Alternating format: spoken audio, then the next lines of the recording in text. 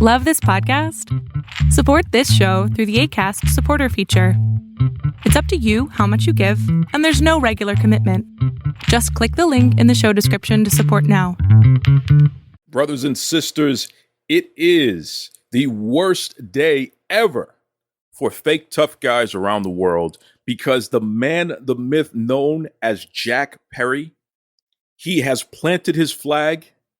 He has put out the symbol and let everyone know that when a fake tough guy at your place of business sticks their nose in issues between you and management, we all know about this. We all have them at work. We've all experienced this. The fake tough guy at work wants to tell you how to do your job, wants to correct you, wants to act like they are in charge when they don't have the stripes to even speak to you about your job performance. They are not your evaluator. When a fake tough guy sticks their Pepsi-loving nose in your business, like what has reportedly happened to the man, the myth, Jack Perry in AEW.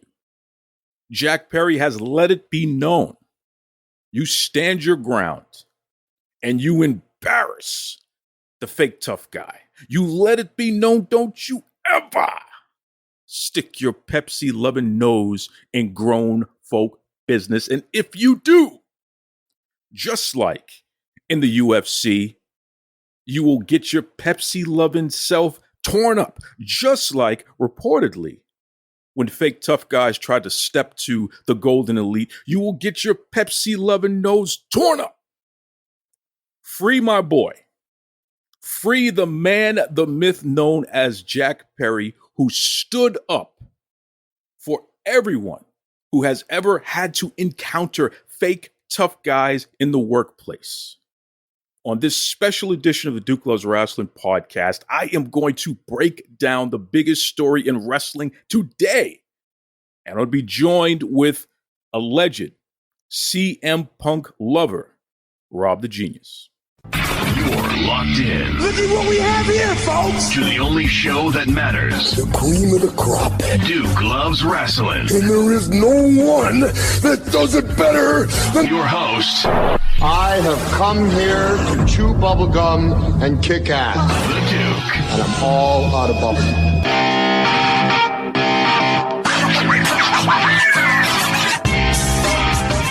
Welcome back to the Duke Loves Rasslin podcast, a show about pro wrestling and everything else. And let me tell you something, free my boy. Free the man, the myth, Jack Perry, because the nonsense that has happened over the past few days has been tremendous. Okay, he has been set up. He has been put in a position where he's been suspended for things outside of his control because he had the audacity to stand up to a fake tough guy and treat him like a UFC jobber. That's right. That's right. Now, because this is a Duke Loves Rasslin podcast and I am all about being fair and balanced, I have invited someone on the show to provide a different perspective.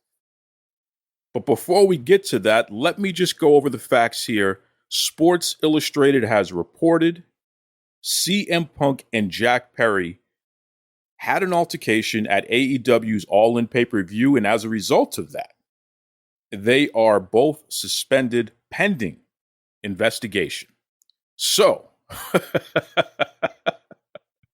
without further ado, you heard what I had to say. We are going to open it up to our man. You know, we love this guy, but he is a CM Punk fan. I think he's wearing CM Punk underoos as we speak. Without further ado, welcome back to Duke Loves Rasslin, Rob the Genius. What's going on there, Rob? That was absolutely hilarious. Well, you know, Rob, this is what happens when fake tough guys who get beat up in the UFC, who allegedly step to executives and try to push them around, and then they see what happens when they do that. When they try to step to a man and a myth known as Jack Perry, fake tough guys perish. That's what happens, right? Okay, first of all, that's what happens, Robert. Okay, first of all, according to reports, Jack got choked out backstage. So how'd that go? How'd that work out for him? I mean, you can believe any report that you want to believe. What we do know, right. So you're believing certain reports. Okay. what we do, what do we know as a fact? Both parties were suspended. Now, you're going to tell me people get suspended for getting choked? No, people get suspended because they embarrass people who think they could choke. Okay, the man, the myth known as Jack Perry, laughed in the face of the failed UFC fighter known as CM Punk when he tried to do a choke. The man, the myth, Jack Perry, laughed at him and told him, "Real glass, real glass." Well, that happened. But that happened before. I'm talking about during the choke. These are the reports I'm getting. He laughed at him during the choke. Really? Okay. Well, I haven't seen any of those. What I saw is that a couple weeks ago, Jungle Boy, wanted to do a stunt with real glass. I was told, no, we don't do that here. And now, look, Punk has no official title, but from all reports from all different sides, he had been empowered by Tony Khan to have some degree of creative authority or something. Okay, now you don't have to like that. You can say that, well, Tony didn't give him an official title. No one has to listen to him. But apparently Tony gave him enough juice to say no because he told him no and the boy went home. Okay. He didn't stick around until he got to use the real glass that night. He went home. He left. So, okay. So he got to use it on the pay-per-view. So what does that mean, Rob? So let's hold on. Let's take this frame by frame here. Okay. So what does that mean if he got to use real glass, Rob? That means the decision makers, right, in the end, allowed the real glass because the last time I checked, Jack Perry's not in charge of props. No, but all right, you gonna let me finish? All right. So yes, at the pay-per-view, he got to use the real glass. Okay. All he had to do was say, you know what? I got what I wanted. So I'm just going to go out here and do it because, hey, I got what I wanted. But no, he has to be a little show pony or whatever. Or he got to show up for all his little friends backstage. Oh, look, I'm going to stick it to the old CM Punk. Watch this. I'm going to watch this.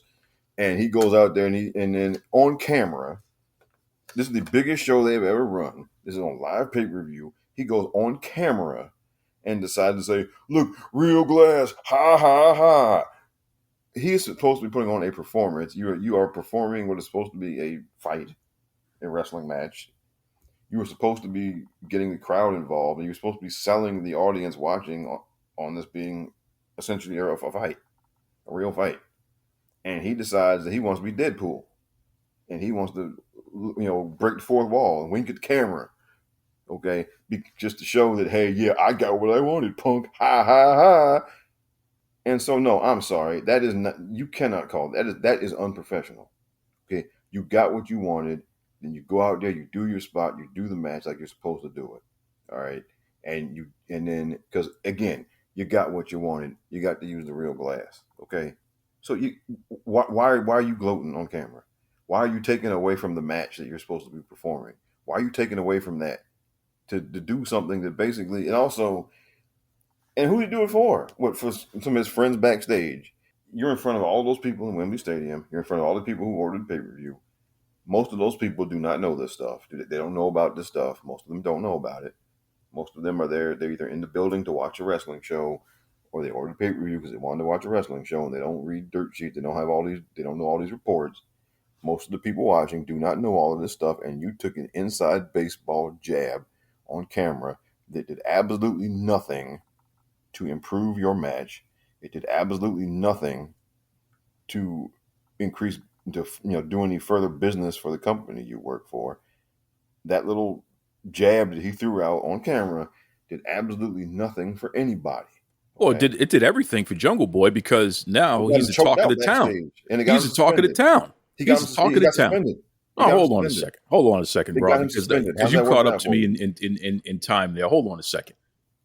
If we look at this from this other perspective here, CM Punk, okay, the failed UFC fighter, The guy who I think at this point he's 0-4 in real fights as far as we know, because he lost 2 real fights in UFC as we know. Reportedly, he lost the fight when he tried to step to the Golden Elite. Where'd you hear Now that he's from? losing. Now he's losing what the fight report are you to reading? the man, the myth, Jack Perry. CM Punk. Wait. What report are you reading that said he lost? Every report out there said that him and Ace Steel whooped their asses. I mean, if that's how you want to interpret it, but that's not how I interpret it. I don't know what you mean by that. Or you running for you running for president now, sir? But hold on, don't try to sidetrack me now. So here we have a guy with an inflated self ego who yes, he does assumes that suddenly he has the authority to boss his peers around. Now, that's cool if you want to be delusional. But when he stepped to a myth, Jack Perry, Jack Perry let CM Punk know in very certain terms, mind your business. And he should, because his discussion and negotiation in preparation for his match at the pay-per-view was with management. It was not with another wrestler, especially another wrestler who is the biggest fake tough guy in the company, as we've seen him get his ass kicked over and over again. Okay? I don't need to discuss anything with you who thinks you're in charge, but you're not. You're the assistant manager to the assistant manager, right? He's Dwight Schrute on The Office. That's who CM Punk is. So Punk thinks he laid the law down. We don't do that around here. Well, guess what? At the pay-per-view, it was real glass. And Jack Perry made it known to the world in case anyone had missed it. Look, real glass. All right? But again, so hold on. He's exercising his First Amendment right.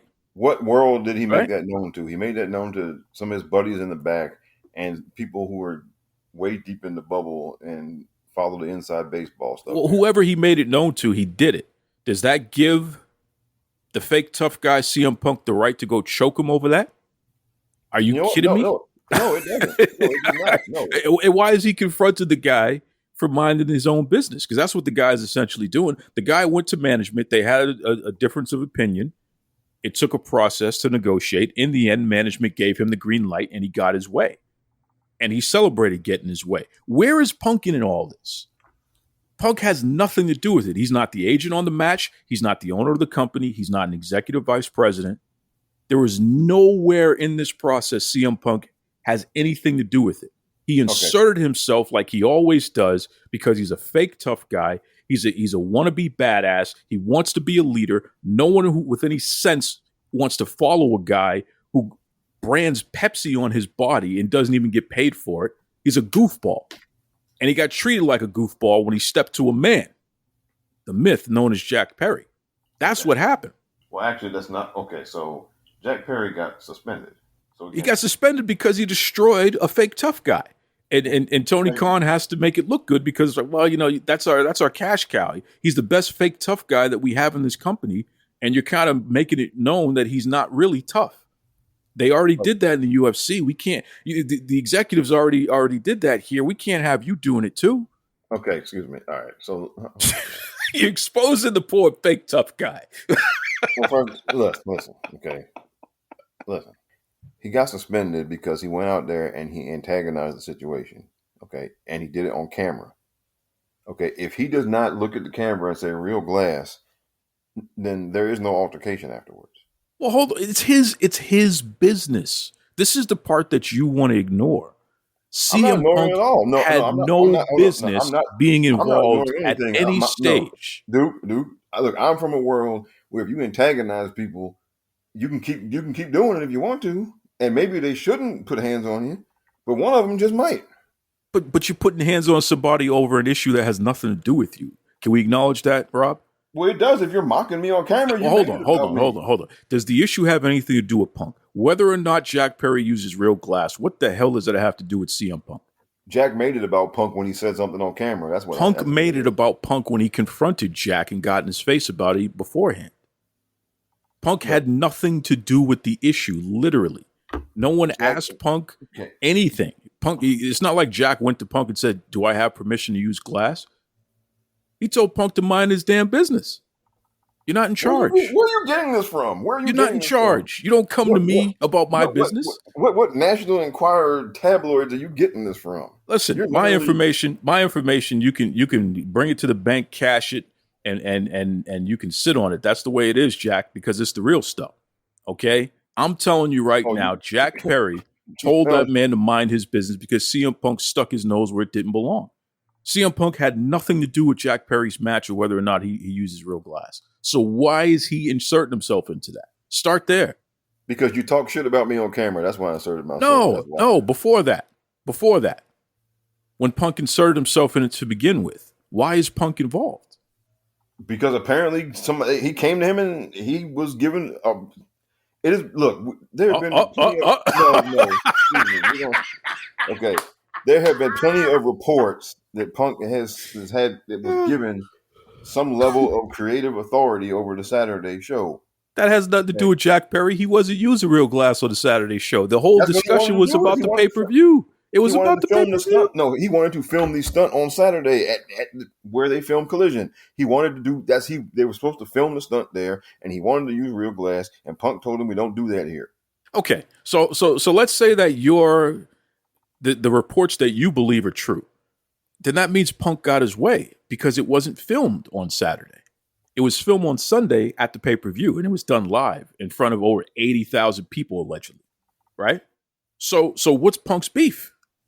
Punk got his way and Jack got his way. So why is Punk escalating? If a man wants to say, hey, real glass, so what? What does that have to do with Punk? Punk got his way. He said Saturdays. He didn't say we don't do that here, period, which he doesn't have the authority to say that anyway. Well, look, he got the authority. Well, he had the authority to shut it down when he did, okay? Because it didn't happen that Saturday. Oh, you know what? Because there was a better place to do it. Well, fine. Management gave Jack Perry. That's how much they respect and admire Jack Perry. They put him on the biggest stage they ever had. They respect him so much that they suspended him. They had to suspend him. You can't go around destroying the cash cow. I mean, look, CM Punk, I'm going to give this man the biggest compliment I've ever given him in his life. And Punk, I know that this is going to make you warm and fuzzy. There has never been a person who has been more effective at pretending to be a tough guy than CM Punk. We literally have seen this guy get his ass kicked in UFC by some very low-level fighters compared to the rest of the field. We know that CM Punk talked real tough when he was sitting next to Tony Khan, who clearly is afraid of him. We know that when men step to him, okay, like Kenny Omega and his big flowing locks, and the Young Bucks and their receding locks, they step to him. Punk, unfortunately, he had to go away for months. Okay, so you can figure that one out. All right, I'm not saying that they injured him, but I am saying that he was gone for months. You figure that one out. Okay, so now he steps to Jack Perry and he has to go away again. I wonder if Punk is nursing some residual effect of stepping to a man and myth like Jack Perry. Maybe Punk is afraid of the world to see what happens when you step to Jack Perry. Okay, so maybe he's wearing the mask of what happens when you step to Jack Perry. God. Jack Perry, I heard, stomped him out so much that there's a Coke bottle on CM Punk's face. Okay, that may be true, it may not be true, but I heard that. All right. Listen, okay. First of all, Jack Perry. There've been again eyewitness accounts of Jack Perry being unprofessional at public appearances, for crying out loud. Okay. I have heard those eyewitness accounts, so I won't deny that. But that's not the point. CM Punk has been far more. Okay, no, excuse me. You're gonna see where I'm going with this. Okay. Okay. So there have been eyewitness accounts of him being unprofessional at public appearances. This is a guy who, for years, openly said, "I don't want to cut promos," even though cutting promos is a vital part of their job. This is a guy who openly did not want to do that because he wasn't good at it. He didn't like doing it. Well, he looks pretty good to me. He looks pretty good. Excuse me. And for years, his boss let him get away with that.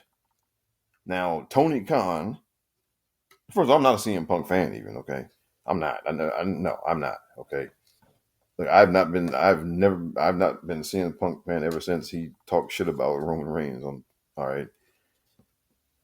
But first of all right, I'm siding with Punk here because, quite frankly, Tony Khan has fostered an environment where the younger wrestlers for his company do not listen to any of the veterans, and that's been documented. We have quotes on record from Billy Gunn, from Arn Anderson, from many others from JR that the young people do not listen to them, and they go out and do all types of mud show bullshit on their shows, even though it's detrimental to everything. All right, so Tony Khan has fostered that environment. Okay, and he has fostered that, and then he brought CM Punk into that environment, and we all know CM Punk. Yes, CM Punk is problematic. Okay, CM Punk is like signing Terrell Owens to play on your football team. Okay, it's not going to last forever, and it's going to end badly, and it's going to go left sooner or later. All right, Tony Khan chose to bring him in. All right, it wasn't like Punk was already there and Tony bought the company and he was stuck with him.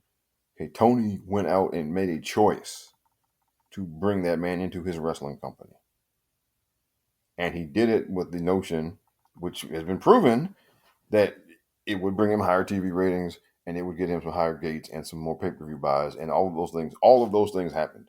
And sold more merchandise. That is all documented. It is all true. Okay. So Tony did that. He took that gamble. He made a choice. He made a choice to introduce somebody like CM Punk into an environment where where everyone was doing whatever the hell they wanted, except listening to the older folks. Okay, the whole all friends wrestling, it was not. I mean, it's a term people use to mock the company, but it's a way that those people there behaved. And Tony fostered that environment where people like Jack Perry could do whatever the hell they wanted and didn't have to listen to anybody. He fostered an environment where people like Hangman Page can get on the mic on a live TV segment and go into business for himself. Okay. Now, yes, did Punk overreact to those things? Yes. Did he react the wrong way to those things? Yes, he did. But that environment was created by Tony Khan. So when you create that environment where you have one group of people who feels like they can do whatever the hell they want, and then you bring in somebody who is notoriously thin-skinned and overreacts to all types of things, and overreacts to even a perceived slight or bit of disrespect. Okay, Tony Khan created that. Okay, and therefore, and by the way, Tony Khan had no problem taking the extra money when everything was going okay. So Tony Khan is at fault here. Tony Khan created this mess. Well, listen, I don't disagree with you one bit. At the end of the day, you have to look at management, and I've always said that. My criticism, 99% of it, is always fixated on management. Tony Khan in particular. So there's no question about that. And right? This is the wrestling. This is the wrestling business. Okay, this is a business where people have notoriously walked down the middle of matches. There's a business where where fights in the locker room happen all the time. There's a business where people do all types of unprofessional shit. Okay, and doesn't make it right, but that business has a history of that type of stuff going on all the time. So if you empower one group of people to do whatever the hell they want, and then you bring this combustible element into that locker room, and bring in a combustible element who is very likely to not get along with those people because they have entirely different philosophies on how to perform and how to work. So you have to deal with the situation you created. If you're going to bring in CM Punk, well, guess what? That means that means if you're going to bring him in, that means you're going to sooner or later you're going to end up letting some shit slide that you normally you wouldn't want to. If you're going to empower people like the Bucks and Hangman Page and then ultimately Jack Perry, if you're going to empower them to just do whatever the hell they feel like doing, then yes, you're going to eventually have a situation like this where the sides are butting heads. Yes, you're going to have that. It's going to happen when you create that environment, and so you have to deal with the people according to basically what you've empowered them to do, what you have enabled them to do. And so you have enabled people like Hangman Page and Jack Perry to run off at the mouth on camera. Okay? And you have enabled people like CM Punk to yoke them up in the locker room.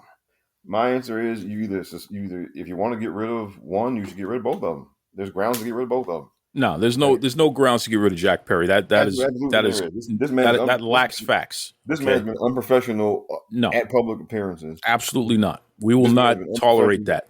We will shut AEW down. Okay. We will literally shut that place down. We will make it so no one watches that program if Jack Perry is let go, especially over something like this where he stood up for himself. Jack Perry's been pushed around. He's been marginalized. He's been mistreated by people who call him boy and all this other nonsense. It was Jim Ross himself who had to fight. And I'm no fan of Jim Ross, but it was Jim Ross himself who had to fight to remind people that the man should be called Jack Perry. Why are we calling him boy? It doesn't make any sense. He needs to be a man if he's going to be taken seriously and if you want to make some money off of this guy. And finally, Jack realized, you know what? Jim Ross has a point, because the way that the perception of being called boy has been translates to the way that he has been treated by his peers and by management. So as soon as Jack Perry decides, you know what, I'm going to be a man, and he stood up for himself, including when he came with a creative idea. And at first, management, maybe they weren't as receptive to the idea, but Jack did what everybody else who is anyone in that company did. And he stuck to his guns and he continued to make his case. Now, CM Punk, because he doesn't respect Jack Perry enough, felt that he needs to step in and dress this young man down because he doesn't see a man, he sees a boy. But see, Jack Perry let CM Punk know where he can go and how to get there. And CM Punk didn't like that because the insecurity inside of this guy, and I watched his documentary that WWE put out, so I'm not saying anything that's not true. You can send a cease and desist, and you can, and I'll literally wipe my backside with it, Punk. I'm not one of these little other people here where you could send cease and desist and it matters. It doesn't matter to me. I'll see you in court, and discovery would be fantastic because the things that you've done in this industry that I know what you did last summer type of stuff. I know what you've done, Punk. I would love to get you in a situation where we can bring all of that out. So you come play with me, big man. I'm ready. I love to dance. But the fact of the matter is, you got a guy who is so insecure because here we go again, where he's not able to assume the leadership position, just like he tried to do in WWE when he was trying to tell people to clean up and all this other nonsense, that if he sees another piece of trash anywhere, he's going to kick somebody's ass. And then Booker T literally threw a rapper on the ground. Okay? This is a guy who has a problem. And when people step back to him and give him the energy that he gives them, he doesn't know what to do. So he thinks he can try to throw shots, choke, do all these other nonsensical things because he's an unprofessional jerk. That's who he is, with the Pepsi tattoo to his body like a goofball. So, Tony Khan, you need to manage that place. At the end of the day, it comes down to that. And I've said it time and time again. Is AEW a safe work environment? Is AEW a safe place that people can bring their families to? Because when we see a maniac, or at least someone who's acting like a maniac, who's portraying a maniac in real life in CM Punk, you start to wonder, is this a safe environment? Because for somebody to get upset because somebody knocked on a car windshield and said, look, real glass, and you're going to turn that into you got to choke them out. I wouldn't want anyone's kids around a maniac like that. That's a maniac. That's a complete maniac who sits there all bloody, eating a muffin, eating pastries, and demands that executives come and talk to him. And then when they actually do the professional thing and they bring a member of HR and they go to speak to him and let him know that he's being unprofessional, because that's their job. They are literally executives. They are literally in charge of creative. They're literally in charge of managing the talent. When they go to speak to him, it turns into people throwing chairs, beating up dogs, and all kinds of other nonsense. This is a person who is just completely unhinged. He literally took one of his best friends and talked trash about his mother, about his former best friend's mother in front of the world. This is not a person who is anyone that resembles respectful. This is not a person who resembles honor. This is a person that needs a lot of therapy and a lot of help, and he shouldn't even be able to work around people until he gets himself together. I agree with everything you just said. But here's the thing. That has not been a secret. All of us who were deeper in the bubble and who follow the inside baseball stuff, all the people who work in the business and have been around him, they all know that's how he is. It is not a secret. Okay. So it's real simple. And Tony Khan being Mr. Message Board guy going back 20 years, there's no way he didn't know that. Okay. And yet he chose to bring him in anyway. So wait, let me ask you this question. Is this the Hunger Games? Is this Tony Khan taking real life people and having them literally harm each other for his enjoyment? Is that what this is what billionaires allegedly do, right? So is this human cockfighting type of stuff that Tony Khan is partaking in? Because we can look at it like, oh, this guy is just a bad manager, which has always been my take. But now you got me thinking, Rob, like you just said, it's not like he doesn't know that these problems exist. He knows as much, if not more, than we do about this. So is this literally a rich guy doing the world's most dangerous game, Hunger Games, whatever you want to call it, where they're literally having people be human cocks fighting with each other? No, I just think it's bad management. And I think but like all the teams that signed Terrell Owens, each new team thought that they would get him to behave, or that they would at least get him to behave long enough for them to win a Super Bowl. And then if it went south after that, at least they got a Super Bowl ring. That's what all of those teams were hoping. And each one of those teams thought they were going to be the one to do it, or that they could at least keep it under control long enough. T.O. is far more professional than CM Punk. Come on now. Far more professional. Okay, well, I'm giving the example. T.O. never choked out any of his teammates. Come on now. He beat up like Hugh Douglas in the locker room, didn't he?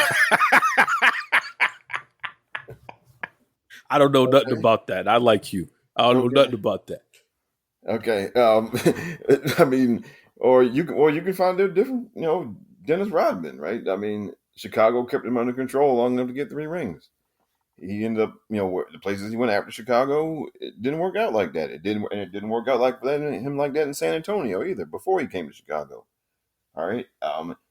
These people are, they got a long list of problems that are well known, and if you choose to do business with them, yes, every now and then it works out, but a lot of times it doesn't.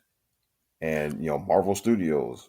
Robert Downey Jr. had a rap sheet a mile long. Robert Downey Jr. was in like the real jail, not the celebrity drunk tank. Okay. And he had a list of arrests and addiction issues a mile long. He couldn't even get insured to be on a movie set. If things had went south with Robert Downey Jr., we would all look at Marvel Studios like, well, what'd you hire him for? Okay. But in their case, it worked out. Okay. And well, listen, we're talking about Robert Downey Jr. Listen, I think we agree that Punk is a problem. Let me finish. I'm just saying that when you get in bed with these very well-known problematic people who have these long, well-known lists of issues and problems, but they have a certain talent and they have the potential to make you some money, when you get in bed with these people, then it's on you. And if they act the way that they've always acted, then yeah, you can point out that they shouldn't have done it, but they've been doing it for years, and you shouldn't be surprised. And if somebody pokes the bear, whether the bear should not have tried to bite his head off, no, but he didn't have to poke the bear either, and he knew exactly what the hell he was doing. Okay, let's please not act like he was shocked that CM Punk took offense to it. Let's not do that. Yeah, okay. but to hell with CM Punk's offense. Who cares about CM Punk's offense? He's offended about something that literally had nothing to do with him to begin with. Well, but at some point, so to hell with his offense. But why do that? Why do that? Because to hell with his offense. You have a right to have a relationship with whomever you directly report to, and you have a right to negotiate with them based on your job performance and your job expectations. Where the hell does any of your peers come off inserting themselves into that and making it about them? Actually, I got something for you. If that had happened on a show that was being run by Vincent Kennedy McMahon, and let's say that Punk didn't do anything. Let's say that Jungle Boy said that on camera and just came back to the back. and there was no incident backstage. Just to say he said it on camera. They did the match. You came back to the back. You and I, we all know that Vincent Kennedy McMahon would have chewed him the fuck out. Okay. Well, you're And would talking have about a told different him, company and a different person. and would have told him that don't you dare go on camera and do that bullshit ever again. Okay. That's what happens when you have a person who knows how to manage people. Okay. So I mean, I don't know the point you're making. Tony Khan is a terrible man. I think you've convinced me he's doing it on purpose. I think the guy enjoys seeing the controversy, enjoys seeing the chaos because he doesn't care. That's my assessment of Tony Khan and this nonsense. But before I let you go, I got to get to something even not as big, but big enough. We saw the pay-per-view. We saw that AEW was claiming that they had over 81,000 people. In fact, Tony Khan said there was 9,000 people in the arena when you count comps and everybody who's working, which is interesting. Before I get to the validity of the number, we see the reports, which started with Meltzer. I've done my research. It all started with Meltzer. Meltzer questioned WWE and their reporting of attendance figures, both attendance as far as how many people are in the building for all their events and attendance in terms of who paid. And Meltzer has always contended that there's no way that, WrestleMania 3 had as many people as it did. There's no way that, any of the WrestleManias have as many people as they do. He's always contended that they're inflated numbers, but yet Meltzer has never been able to actually prove that. It's literally been his opinion, and he's provided some information why he feels that way, but there's never been a hardcore, this is a fact, this is not a fact. Meanwhile, you have the promotion, WWE, and you have the arenas who are standing pretty firm on the information. So it's very interesting that fast forward to 2023, and everyone is like, yeah, the WWE figures are not true. But suddenly, AEW, a company that cannot consistently sell out 8,000 person arenas, a company that cannot draw, on average, consistently more than 50,000 viewers in the UK, suddenly they can pack 90,000 people at Wembley Stadium for a show that really was one of the least built shows that they've ever had. There was no long-term storytelling with this show, any match. And even the MJF and Adam Cole feud really is only a couple months long. It's not really the long-term storytelling you would expect for an event that would literally, allegedly, have the largest audience that we've ever seen paid, right? So my question to you is, where does this come from? And what's your take on Meltzer being the person that has everyone convinced that WWE somehow is lying, but AEW somehow is telling the truth in terms of attendance figures? Oh, well, look, he's obviously biased. Look, people lie about attendance figures all the time, okay? In WWE's case, since they've become publicly traded, things like lying about paid attendance is a little, well, you shouldn't really be doing that, right? Well, it's illegal, right? Let's call it what it is. That would be illegal because yes. you're defrauding the investors. Yes. Misleading them, and that could be a major lawsuit, right? Now, of course, WrestleMania 3 was back in 1987, so it doesn't apply to that. But people lie about attendance figures all the time, and look, and WWE would tell you, well, if you drilled down on them, they would tell you that we were counting all the people in the building, which, yeah, when you count everyone in the building, yes, it adds up. It probably did add up to 93,000 people or something close to it. And even in this case, so Meltzer was even saying that there were 9,000 other people in the building, right? But it doesn't matter. Nobody cares. It's just, these are folks who, again, Meltzer and people like the WrestleNomics guys, they provide good statistical information, but when it comes to their, editorializing, they also have a hard on to discredit anything that comes out of WWE, and so does Meltzer. We know that. And Meltzer in particular has hard on to inflate anything that comes out of AEW. And look, we know, and with these things that sell all these tickets, okay, we know a lot of this, even for even for like concerts and whatnot. A lot of this stuff, it's ticket brokers that buy tickets up in bulk and then resell them. We know that. We don't have to sit here and pretend that 80,000 individual people bought tickets, and that's or even 40,000 individual people bought 2 tickets. Like, you know what I mean? Like, but that's the case for everything. That's the case whether we're talking AEW, WWE. I wouldn't go that far with the WWE so much. I think that, and you're somebody who's been to enough WWE events that you can account for it. For the most part, their attendance that you've seen, at least over the past decade, has been what's been reported. I mean, you could see that many people. Oh, yeah, they're not lying. They're not lying. In fact, you can see people outside still buying tickets from scalpers outside. You can see people at the box office trying to get last-minute box office tickets.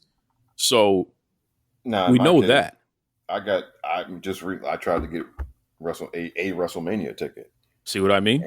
But I kept getting squeezed out because people are buying 2 tickets or whatever. Yeah, they were bulk. They were bulk. Yeah. Let me ask you this though.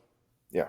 When you consider the fact that a company that doesn't draw on TV, that a company that really is doing poorly with live event ticket sales, if they could draw 81,000 paid, 9,000 total in a building, whether it be in England or not, doesn't that say that there's an opportunity for other companies to be able to do something, even if they did a quarter as much?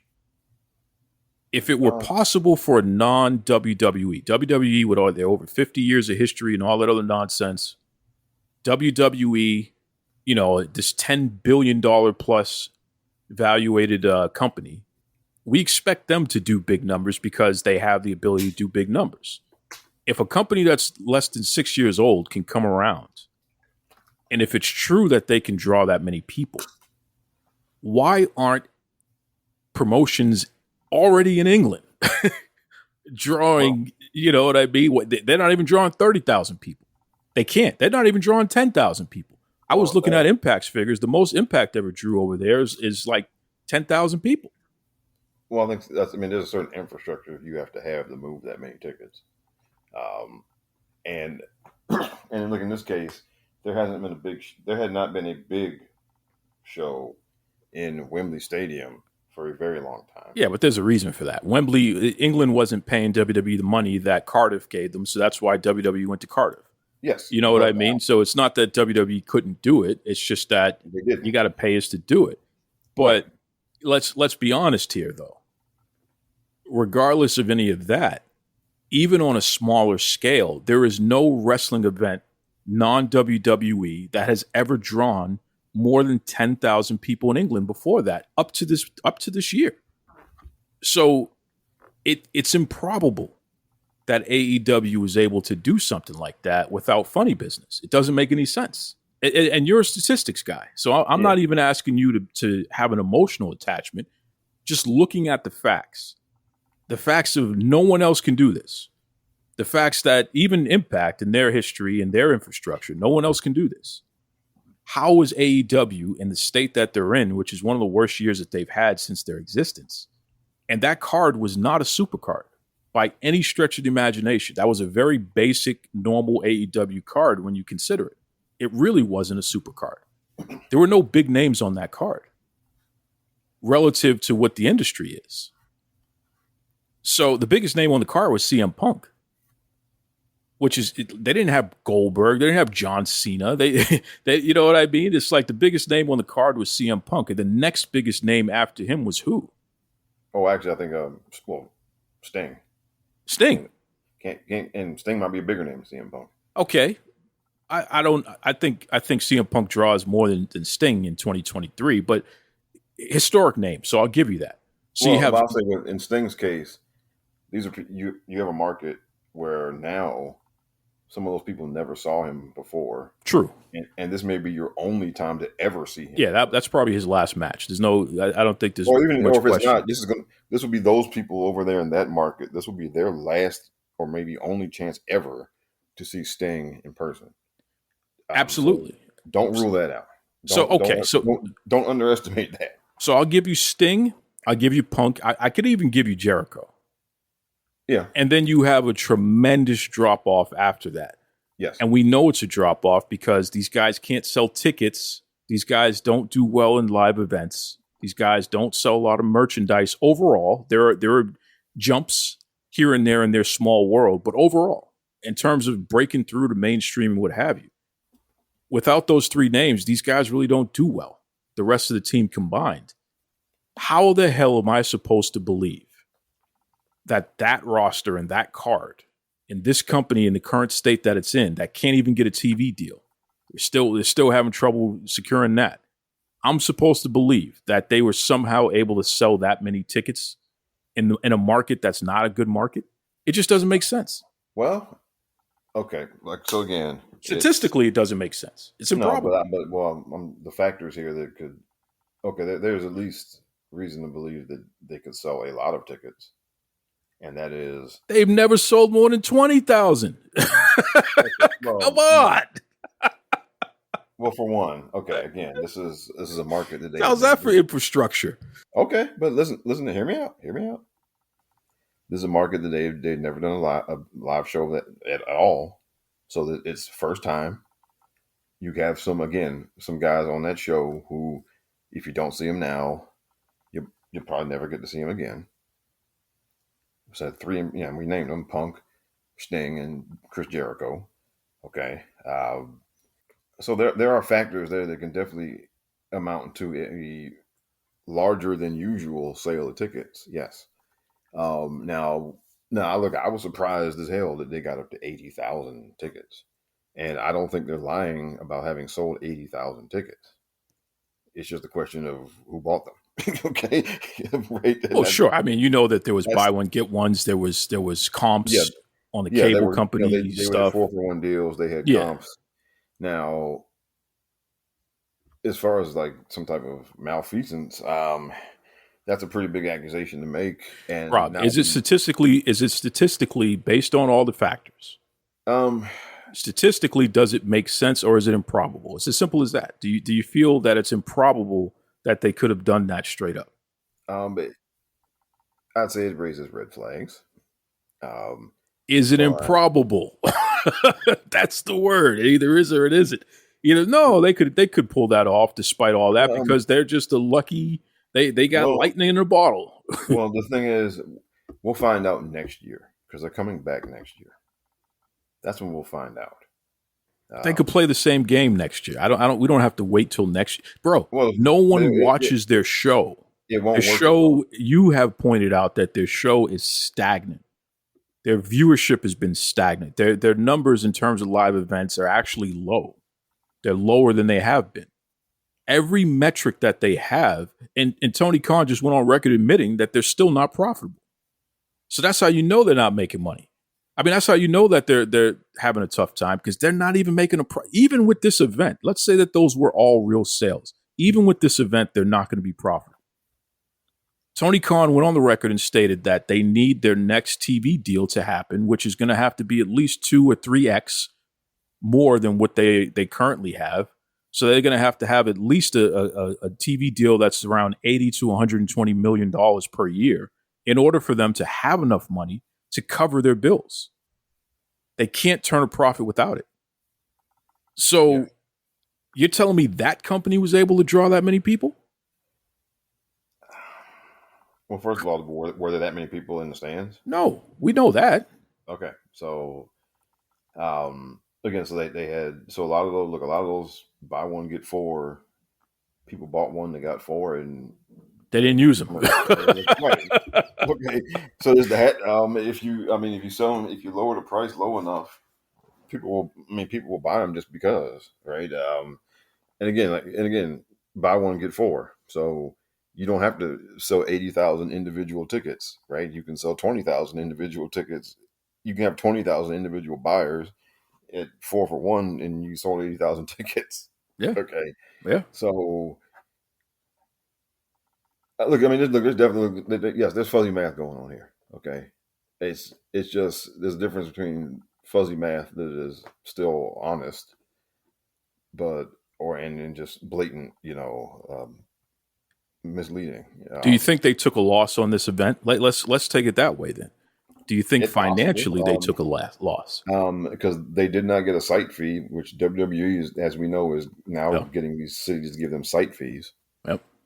For these big events. So there was no reporting that they got any type of site fee. And whatever it cost to rent Wembley Stadium, and then the production for that big of a venue, the travel for all the people, all of those things. Yes, it is very possible that they did not clear, especially when you're selling 4 for 1 tickets, so you're not making that much off the gate. Now the gate is going to be some number that sounds really good because, right? I mean, if you sell 20,000 tickets at $100 a piece, that's still like $2 million gate, right? And if you go around, you start saying $2 million gate. That's more than most wrestling companies make 90% of the time. Yeah, and I think they've already announced, they've claimed a $10 million gate, but because they're not a publicly traded company, there's no way to confirm that, Well, no, and I'm not. I won't accuse them of lying until we get some. I'm accusing them of lying. I'm absolutely accusing them of lying. I won't. But and I would love for Tony Khan to step to me about that, because open your books. Simple as that. Open your books, Tony. Yeah, and so, I mean, he can come out and say it all he wants again, but he doesn't have to show us.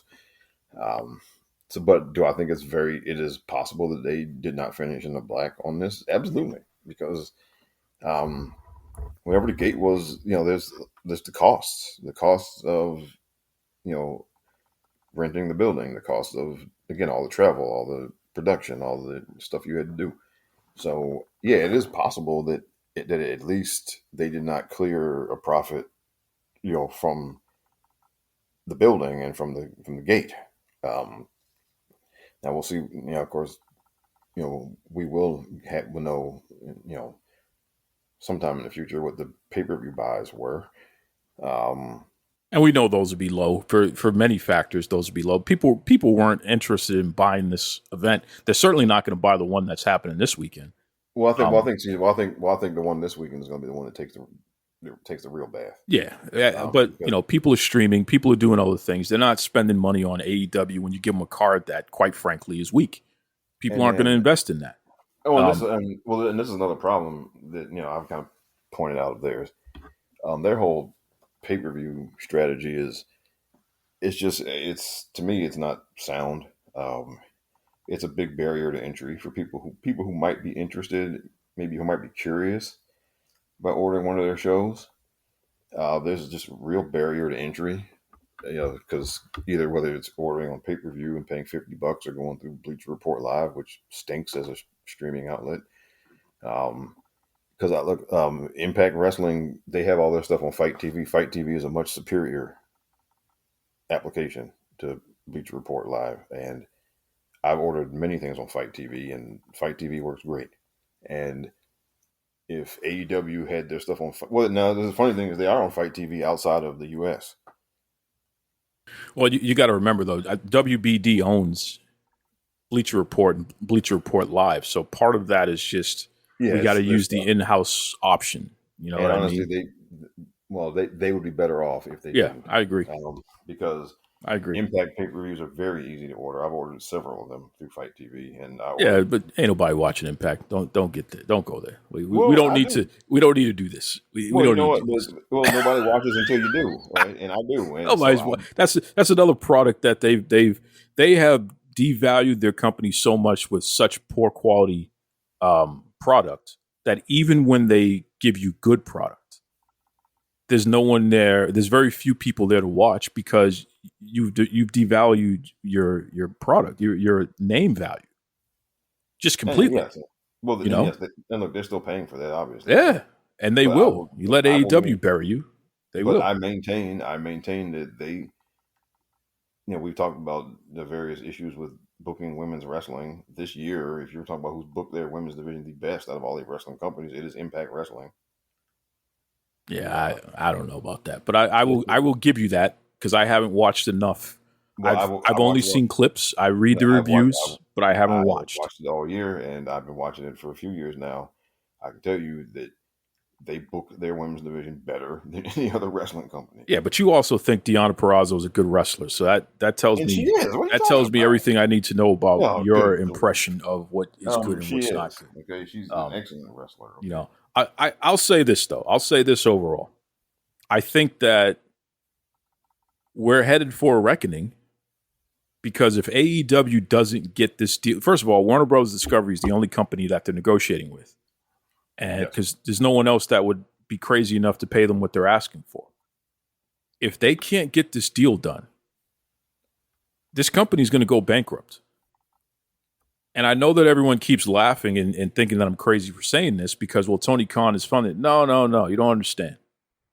I'm looking at the history of what Shad Khan does with companies that he owns when he's done with them. And it doesn't make sense to continue to put money into something that we're going on, 5 years now, still hasn't turned a profit. At some point, you got to cut bait. We know the video game experiment was a failure. Yes. They put out UK Steam numbers for the first week, and then they stopped talking about everything. We've never gotten US charts. We've never gotten console charts. We have no idea how many units they've moved, right? Why is that? I've checked every single US chart. I can't even find the game. The game is not even listed on any chart, and it never has been. So the only thing we have is Steam. And even when we look at that, they lost over 80% of their players. Like immediately. People played the game, beat it, and never came back. So you spent all that time and all that money investing in something that put your company in the red, and you still haven't recovered from that. That's embarrassing. So I don't think Shad Khan is going to continue much longer on this. Yeah. And well, look, and they don't exactly have a good history of running companies as it is. Because remember, the Jacksonville Jaguars for a couple of years were on the do not sign with this team list. The NFLPA told the players that if you're a free agent and you got some other options, don't sign with Jacksonville. Okay.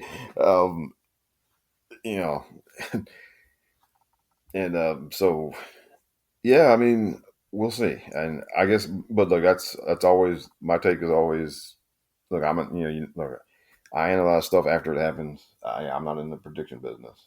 I can tell you what it looks like things are shaping up to be. So yeah, look, I mean, obviously, look, everything hinges on the TV deal. And that's true for every sports or sports-like product out there. Like the value of every sports league is the TV deal for the NFL, the NBA, and everything, right? You cannot support 32 NFL teams off of ticket sales and merchandise. It is the TV deal is why you have 32 NFL teams. And so, yes, AEW is going badly will need this TV deal. And look, WWE, whatever their TV deal ends up being is going to dictate how they move forward afterwards. Yeah, but there's a difference with everyone's trying to get WWE. No one's trying to get AEW. True.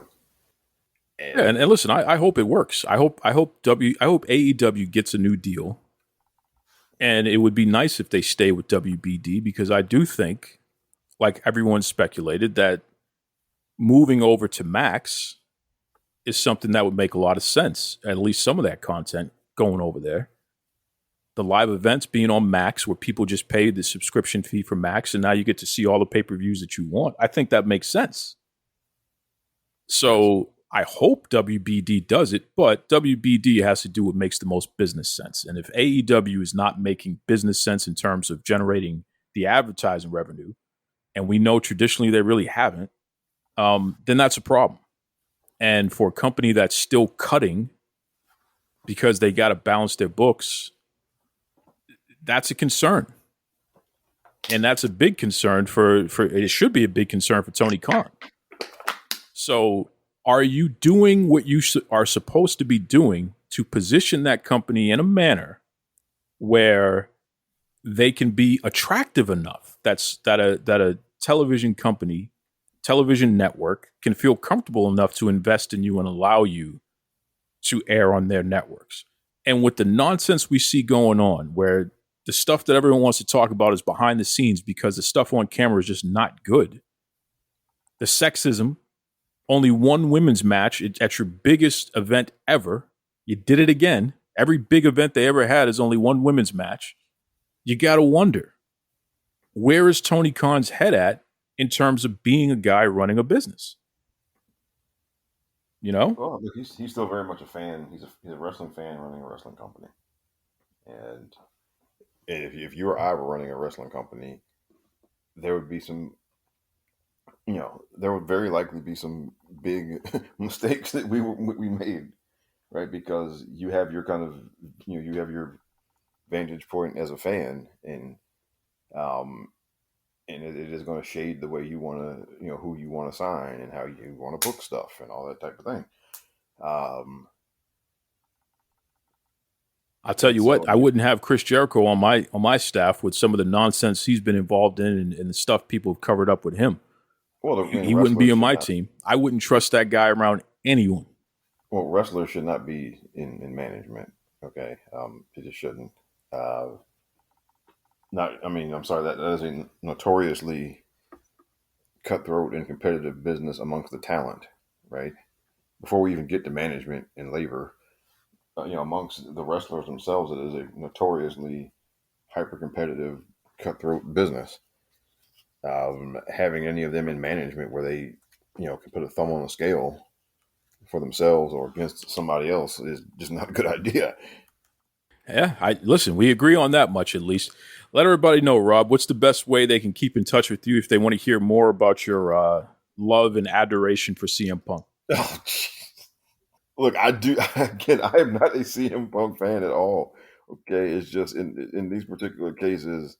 Look, I side with people if I know what I'm getting with you, and you simply do what I know that you're prone to do. I tend to not admonish you for that because, I should, hey, somebody knew how you operated and they chose to bring you in. Okay. And to me, I'm always going to put that on the person who chose to bring you in. But anyway, you can hear me every week on the Mindless Wrestling Podcast with DJ and Jason. We're part of the Chair Shot Radio Network. If you want to argue with me on Twitter, you can find me at RBONNE1 on Twitter. That's the best way to communicate with me.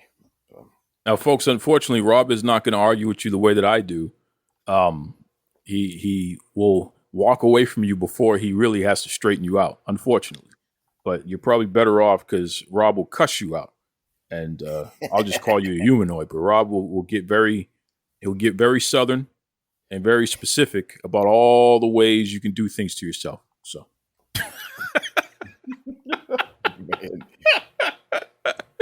His name is Rob the Genius. He has to admit that the man, the myth, Jack Perry, is the true best in the world. Thank you, Rob. Thanks again, man. Let's talk hydration.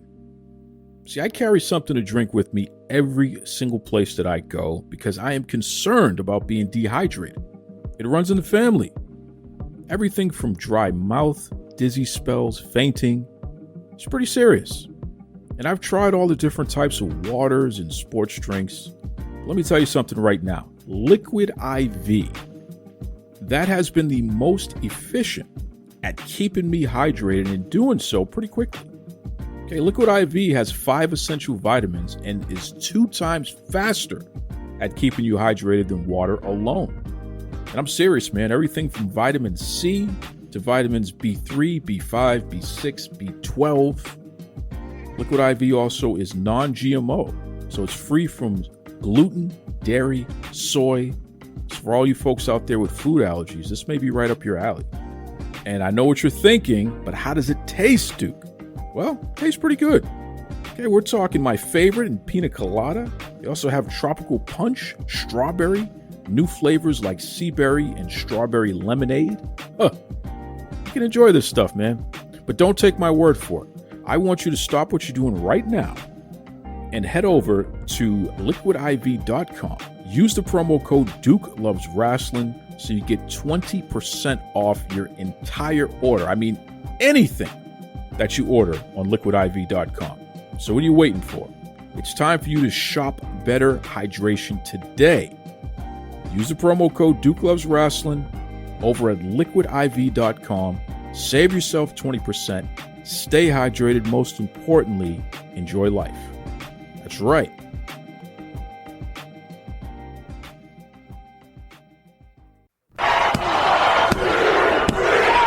This is Tony Schiavone, and we're desperately out of time on Duke Loves Rasslin.